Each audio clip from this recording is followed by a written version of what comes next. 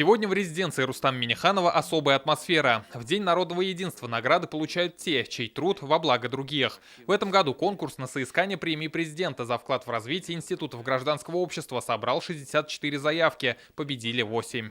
В этом году церемония награждения лауреатов приурочена ко Дню народного единства. Год родных языков и народного единства мы отмечаем высокую роль институтов гражданского общества в созидательном развитии республики, в сохранении межнационального, межконфессионального мира и гражданского согласия. Реализуемые вами проекты имеют большое общественное значение. От всей души поздравляю вас с заслуженными наградами.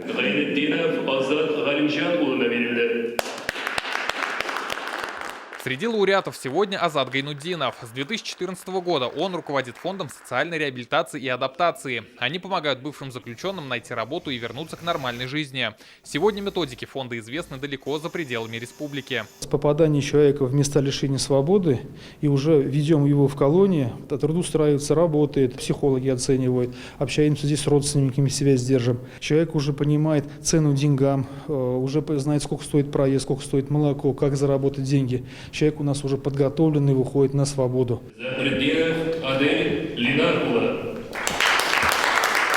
Они тоже помогают реабилитироваться, но уже детям с ограниченными возможностями. Премию президента получил благотворительный фонд «Сила в детях». Их реабилитационные центры в Казани, Нижнекамске, Чистополе и Лениногорске помогают родителям с детьми-инвалидами получать психологическую, социальную и медицинскую помощь. В декабре прошлого года их центр в Казани лично посетил Рустам Минниханов. Благотворительный фонд помощи детям с ограниченными возможностями «Сила в детях» в реестре поставщиков социальных услуг. И мы на данный момент открыли 5 реабилитационных центров по Республике Татарстан.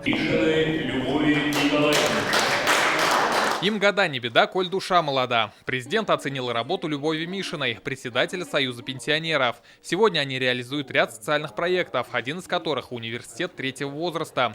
80 тысяч пенсионеров республики теперь с компьютером на «ты». Вручение мне такой высокой премии за вклад в развитие гражданского общества, я его расцениваю не только как доверие к нашей организации и к руководителю этой организации, но и как большой аванс для дальнейшего развития. Награду получила и Айгуль Габдрахманова, руководитель молодежного центра «Салят». Ежегодно их организация объединяет больше 20 тысяч одаренных детей России и зарубежья. Награда – это всегда отметка какого-то уровня. Вместе с тем это большая ответственность, потому что награду не вручают просто так, и важно эту планку держать и соответствовать полученному статусу. Наград сегодня удостоены региональная общественная организация инвалидов «Закал», Молодежная ассамблея народов Татарстана, Поволжская семейная академия «Умай». И впервые премию получили группа граждан за патриотическое воспитание молодежи. Это Александр Коноплев, Илья Прокофьев и Рафик Салахиев. Все лауреаты сегодня получили медали и денежную премию в 500 000 рублей. Премия президента за развитие Института гражданского общества вручается с 2015 года. За это время лауреатами награды стали 15 деятелей и 24 некоммерческие организации. Рамиль Галиуллин, Марат Зайдуллин, ТНВ, Казань. Закажи рекламу на ТНВ. Телефон в Казани 5 705 100.